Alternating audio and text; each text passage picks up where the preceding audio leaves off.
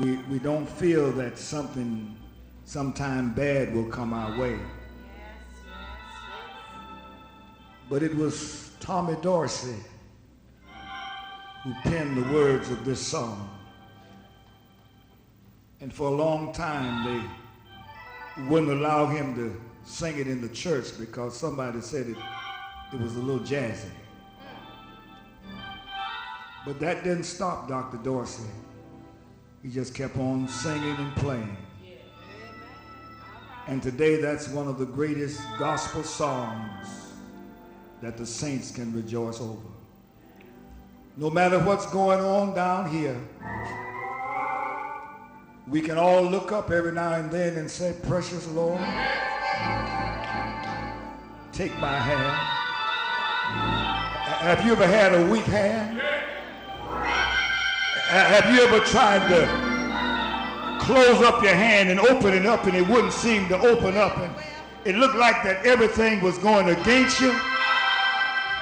But in the midst of whatever you were going through, you knew that there was a hand greater than your hand, greater than the hand of any man, that you could just look up and say, "Precious Lord, take my hand." And then just don't take my hand. I want you to lead me on through the night and through the storm. And when I get down to the river, take my hand and lead me on. Aren't you glad that we have a God who does not slumber, who does not sleep? Aren't you glad we have a God whose eyes are on the sparrow, and I know he watches us? Somebody ought to say hallelujah in here. Somebody ought to say, "Praise the Lord." What would we do if we didn't have the Lord on our side?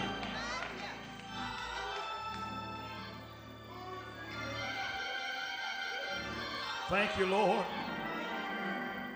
I don't know about you, but I just want to say thank you, Lord. He's been good to me. And I believe he's been good to you. Somebody said, "I woke up this morning," but I want to remind you, the only reason you woke up was that the Lord touched you with the finger of love, allowed the blood to flow through your body, allowed you to come to the house of prayer one more time and just stand in the sanctuary of the Lord and raise your hand in adoration and say, "Thank you, Lord." Oh, thank you, Lord. Our Father and our God, the God of Abraham, Isaac, and Jacob, we come now at this watch of the day to say thank you, Lord, for all of your kindness and all of your goodness. We even thank you for the rain that came our way, but we may not understand why you allow storms to come, but we don't have any doubts. You know what's best for all of us. And now we gather here in this sanctuary to say again to you, thank you for being a mighty God. You brought us from a mighty long way. You brought us through many dangers, seen and unseen. You brought us around dangerous curves. You brought us through low valleys. You've allowed us to climb high mountains. And so we come this morning and say thank you for being our guide. We need you right now. We cannot make the journey by ourselves.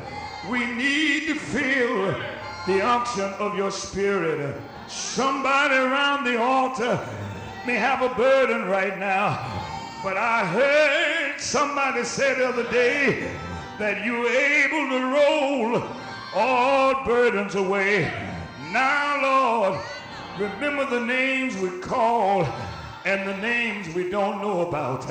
But have mercy upon all the sick, the lame and the halt, the blind and the disturbed, And no matter what somebody may be going through, I know you have all power, all power, all power is in your hand.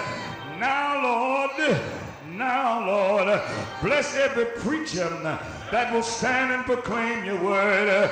We're living now in a terrible time, but your word is always in order. Bless every church that's open in your name. Now, Lord, as we gather here today, let the Spirit from on high fall on us. Somebody's waiting for a blessing right now. Somebody's waiting to hear a word from the Lord. Somebody's waiting to just hear your voice. I know you're still in the speaking business. And now, Lord, when this life is over, when we finish preaching our last sermon, when we close up our hymn books and Bible and come to the end of our journey, we want to hear your voice saying, servant of God, well done. Rest from your labor. Come on up a little higher. We know everything will be all right. In the name of Jesus, we pray. Amen. Amen. Amen.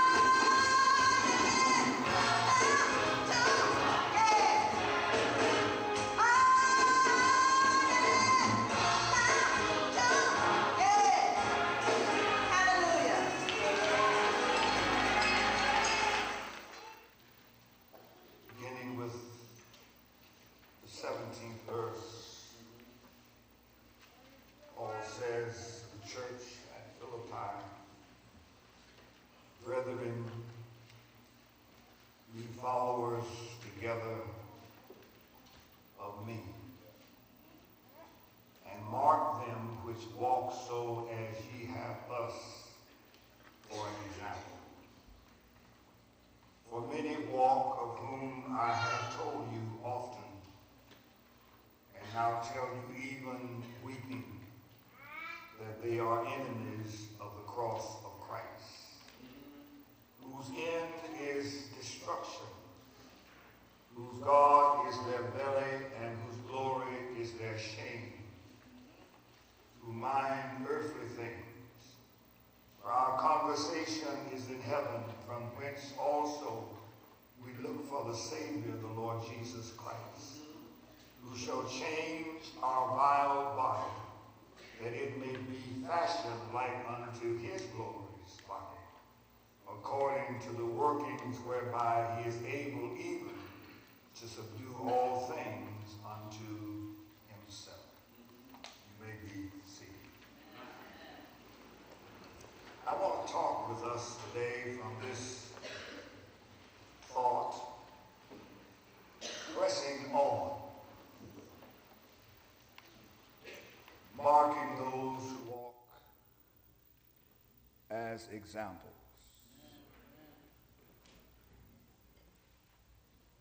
In this letter that Paul wrote to the church at Philippi, this is one of the most important passages in the Bible. It has to do with the example we set before the world and before our families and friends. The way we live and what we do influences people. We may not want to influence them, but it does not matter whether we want to or not. They are influenced by us, family, friends, and children. Everyone who knows us watch us, and they follow both the good and the bad of our example. It may be conscious or unconscious, intentional or unintentional. We may be willing or we may not be willing for them to follow in our steps. It matters not. They follow our example. We influence people by how we live and by what we do. If we follow good and do good, it encourages them to do good. If we follow bad and do bad, it sets a pattern of bad before others. It even causes some, in particular, the young and immature, to think that since we did it and still go along fairly, well, they can do it and get along fairly, we can too. The point is this: the life we live sets a pattern for others to follow. Others are going to follow us no matter what we do.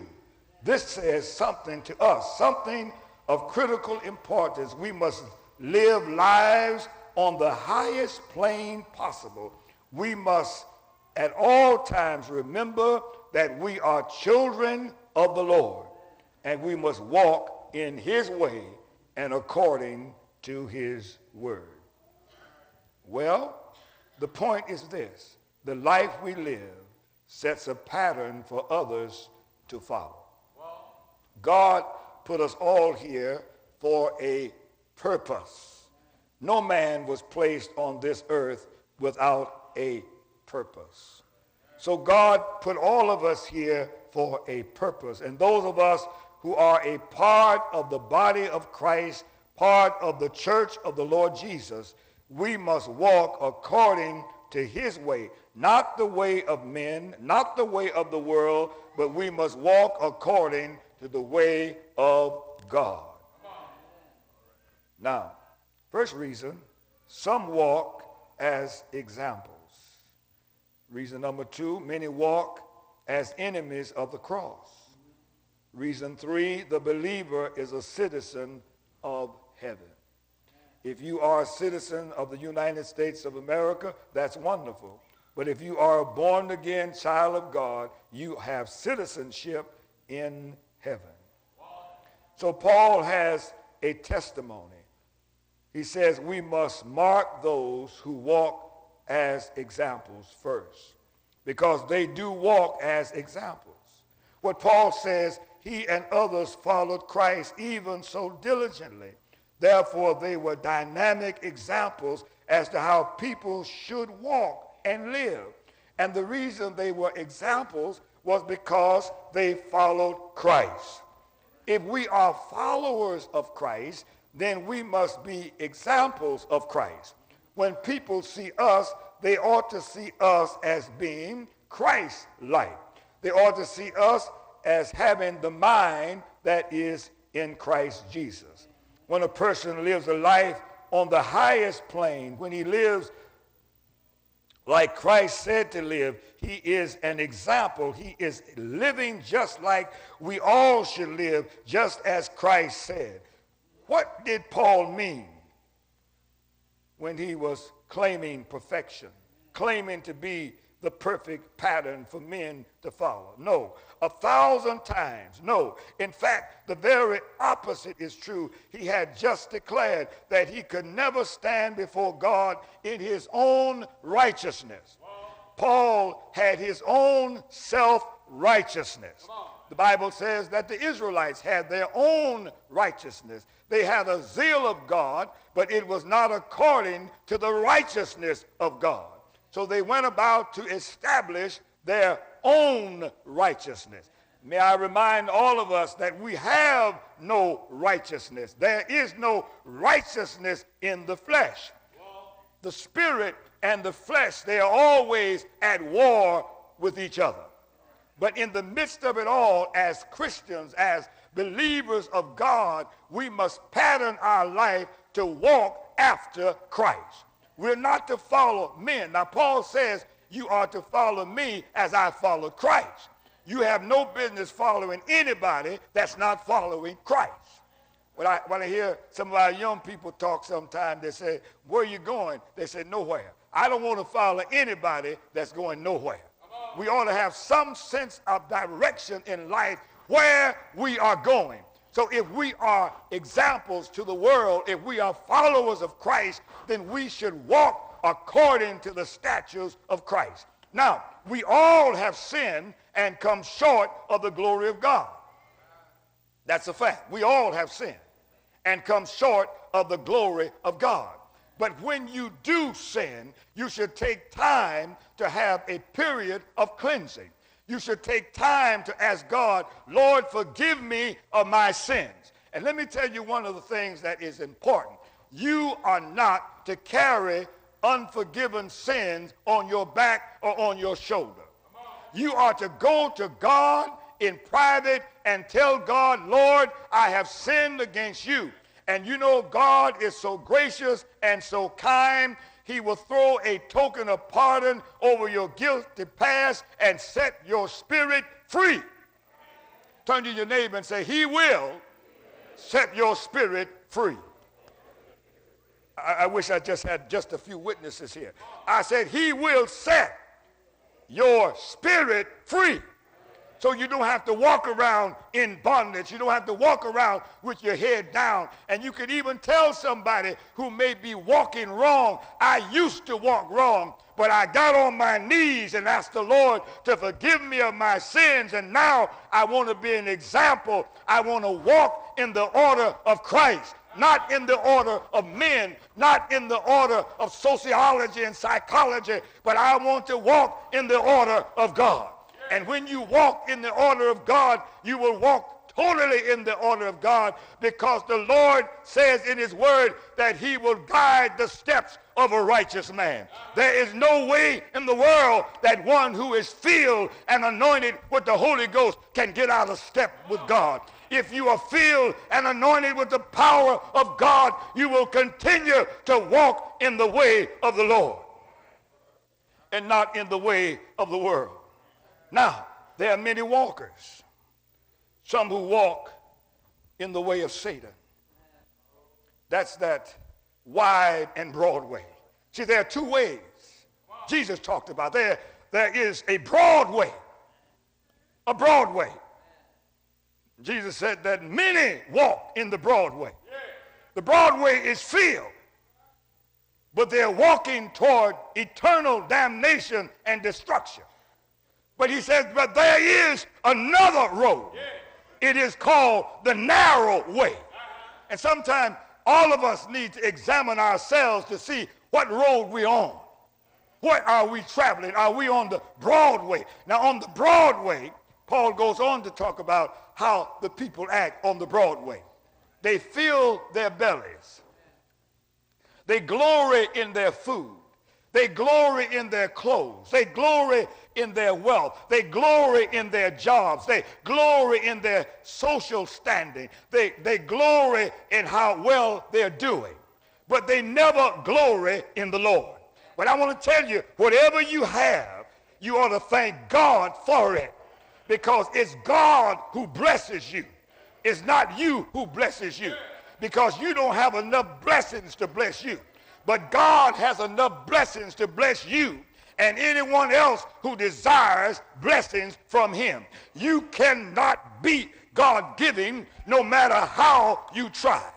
But some, they have decided to walk in that broad way, in the way of deception, in the way of lies, in the way of untruth, and they walk there and they think that they're on their way to heaven. But Paul says, you're wrong. Paul says, I've been there. I was an enemy of the church. I fought the church. I tore up the church. I ridiculed the church. But one day on the Damascus road, when I was on my way to the church at Damascus, when I was on my way to tear up the fellowship of the saints, as I was riding down that road, something happened. I fell from my beast. And you know what? I saw a light that was brighter than the noonday sun. And I fell to the ground. And I heard a voice saying, Saul, Saul, why persecutest thou me? And from that day forward, I began to walk where? In the narrow way. I began to follow Christ. You know, a lot of people in church don't really understand what it means to follow Christ. Do I have a witness here? They don't really understand what it means to follow Christ. And that's why we have to be careful when we give people advice, when we talk to people about their salvation, when we talk to young people about how they ought to live. I said this morning when I first arrived in Chattanooga, and I dare not mention any name, but I remember going, and I didn't have a car, and I would walk through the neighborhood and knock on doors and invite people to come to church. And one day I went by a member's house, and when I went in, the lady was in the bed. She was supposed to have been very ill. And she looked at me. She said, son, I want you to know you're in a bad place. Scared me to death. She said, you're in a bad place. And she said, you're a young man. You need to go down and name a certain street where you can have you some fun. This was an old lady telling me that, a child. Telling me I ought to go have some fun. Then she went and told me about all the fun she's had all her life. You know, and God ain't going to whip me for it. I said, you keep living. All right. Whatsoever a man soweth, the Bible says, that shall he also reap. Yeah. And I tell you, I was so glad to get out of that house, I almost fell off the porch. All right. And I thought one time because people were old, they were righteous. And I love older people. Don't get me wrong. But there's some mean old folk. Oh, yeah. Say it. Am I right? Uh-huh. They don't show the spirit of Christ. We have to walk in the way of Christ and not deposit evil thoughts. Suppose I'd have been a weak young man. All right? No telling where I'd have been. All right. I got out of that house. Let me move on now. Paul says, I created my own righteousness. I made up my own stuff. But he says, now what I'm going to do now, he says in the word, I'm going to forget those things. This is the core of the message. I'm going to forget those things which are behind me. Come on. See, a lot of folk come to church, and the reason they can't enjoy worship, they can't get into the spirit, they're carrying too much luggage. All right. The last time I caught a Southwest airline flight to Detroit, I overloaded my suitcase. I carried all my books and everything. I didn't realize that they were going to charge me for that. I thought I could get by. He said, no, you got to pay $50 more. And I said, I don't think I have another 50. He said, you better come up with one. I did come up with another because I wanted to get home. And that's, you know, when you overload it, you can't release nothing. See, when you got a whole lot of baggage and excess baggage that you don't need. Come on, y'all. A lot of y'all got a whole lot of junk at home y'all throw outdoors.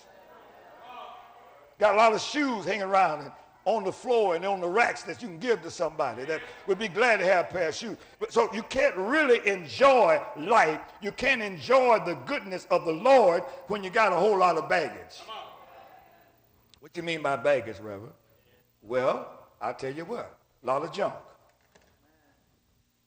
When you got a lot of evil in you,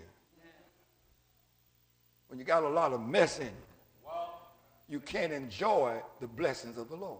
Somebody's sitting up shouting and you say, why don't they sit down?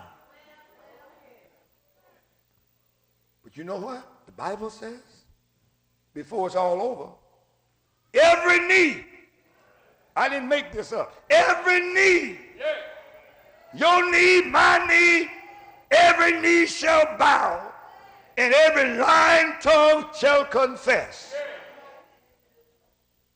Y'all wasn't looking for that today, were you? That's right from the word now.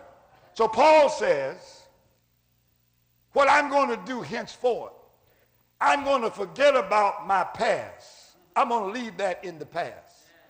And if you got something in your past and it needs to be forgiven, ask God to forgive you for that.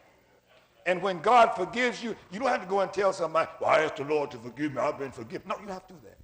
That's your personal business. Some things you don't tell other folk. Amen? You don't tell people everything.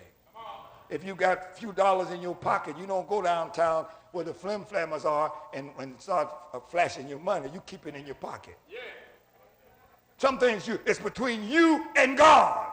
And the world will know that you're different by the way you walk, by the way you talk, by the way you live, by the way you take care of your family, by the way you love your wife, and the way you love your children, and the way you love the Lord. The world will know that you're on the Lord's side. You don't have to stand up in church and talk 50 minutes and give a testimony.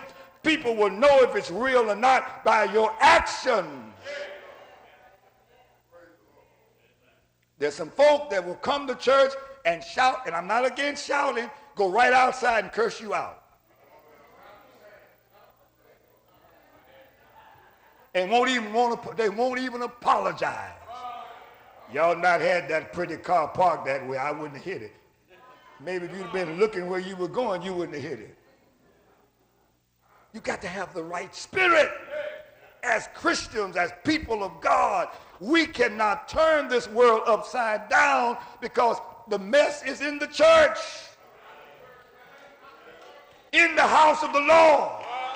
And then I'm not worried about it because the Bible says, and very clear, on Judgment Day, judgment's going to start where? In the house of the Lord. God's going to clean up the church. Whether you like it or not, God's going to clean it up. He said, I'm coming back for my church, and I don't want a spot or a wrinkle to be in it. I want those who have not soiled their garments. I'm coming back for my church. So Paul says, I'm going to forget about the past, and I'm going to press on now toward the mark of the high calling in Christ Jesus. Now let me explain this to you. In life, there are two callings. There's the calling that comes from hell. Don't fool yourself. Satan is still peeping up out of the earth calling. Woo, woo, woo, woo. Yeah, he's still calling. You'll be sleeping in your bed and the devil, woo, woo, woo. What is it, Satan? He's still calling. We have to learn how to listen for the higher calling. There's a higher calling. Turn to your neighbor and say, there is a higher calling. You get in trouble when Satan calls you.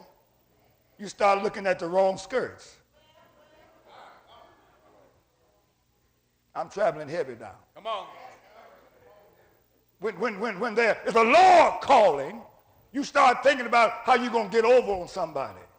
But when there's a higher calling, that means you put all that junk behind you and you're listening for God to elevate you. You're looking for God to lift you spiritually so that you can be a better Christian, so you can be a better father, a better wife, a better mother. And that so you can ask even God, and this is the point, it wasn't in my notes, but I better bring it up since I'm on this. That higher calling is even for parents. And you know, I'm disturbed when I look and I see people just letting their children just do anything.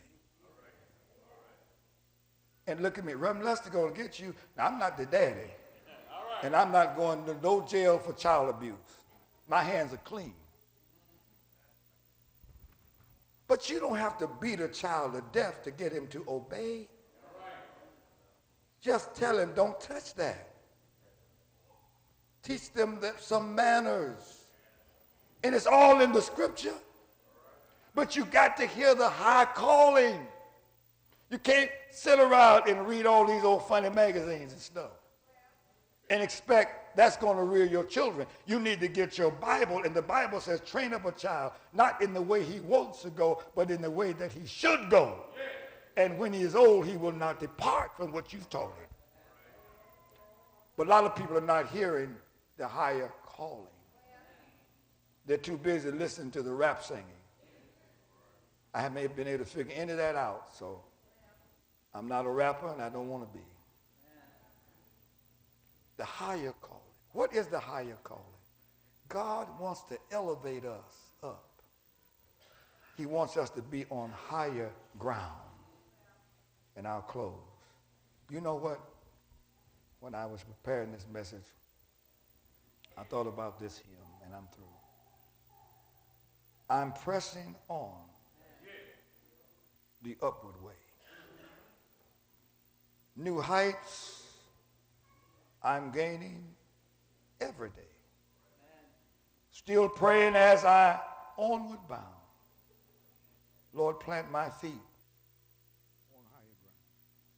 My heart has no desire to stay where doubts arise and fears dismay.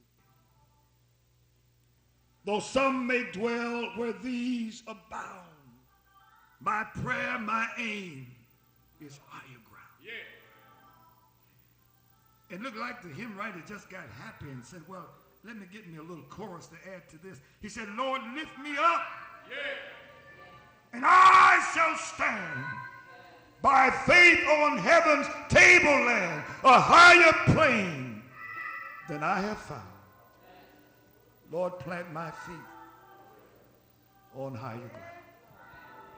And then Jesus said in the word, and if I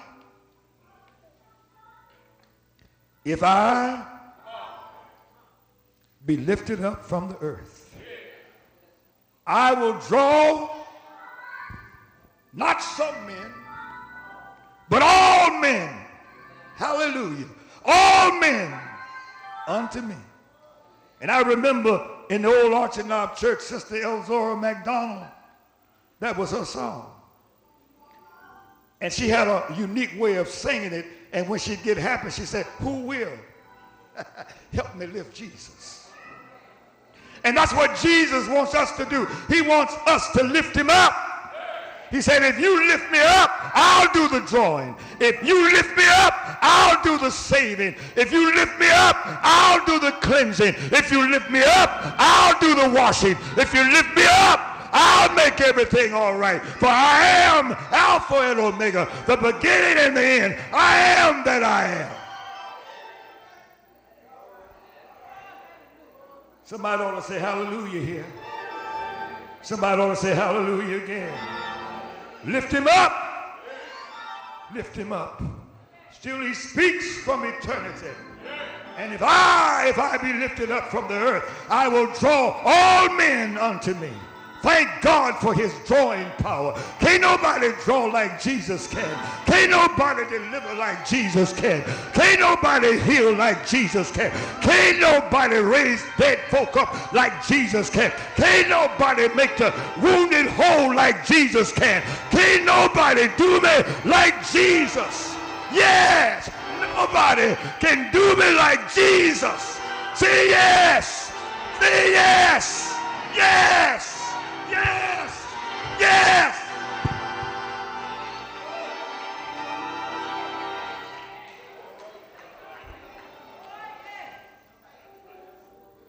Hallelujah. Somebody ought to say hallelujah. Hasn't God been good to you? Hasn't he been good to you? Hasn't he been good to you? Stand on your feet and say he's been good. He's been good. Yes, he's been good. Yes, really good.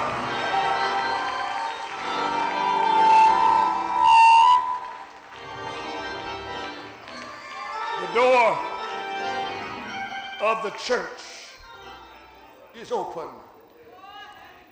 Not the door of just Orchard Knob, but the door of the kingdom of God is open. And you know the world is dying and going to hell. But Jesus, every day and every hour, he opens the doors of heaven and invites you to come in. That's what it's all about. If you're here this morning without a church home and you need to forget your past and you need to come to Christ, and be ye transformed by the renewing of your mind, and let Jesus Christ live in your life. You talking about a joy, you talking about a peace, just let him come into your heart. If you're here without a church home, if you're here without Jesus Christ, I invite you to come.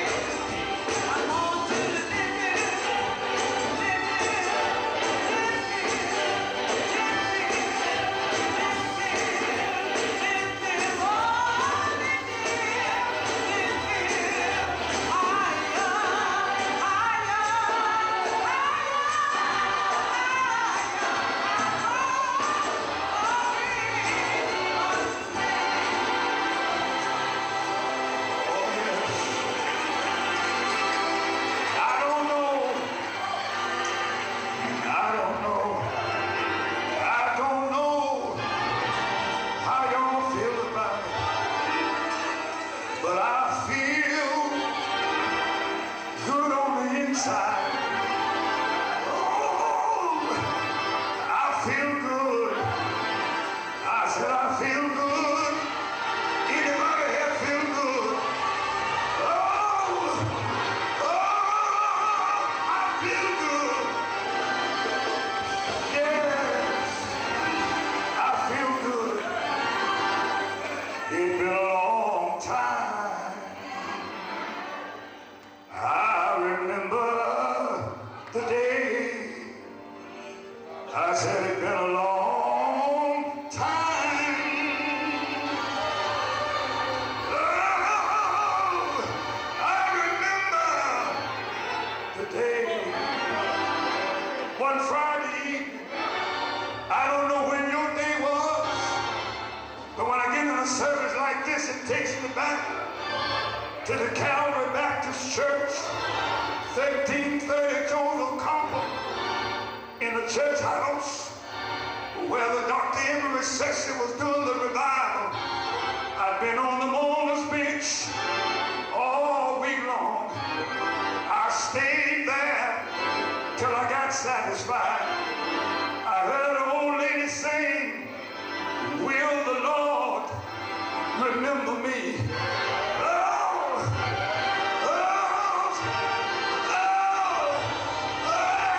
Something got in my soul, got in my heart. It was the drawing power of Jesus.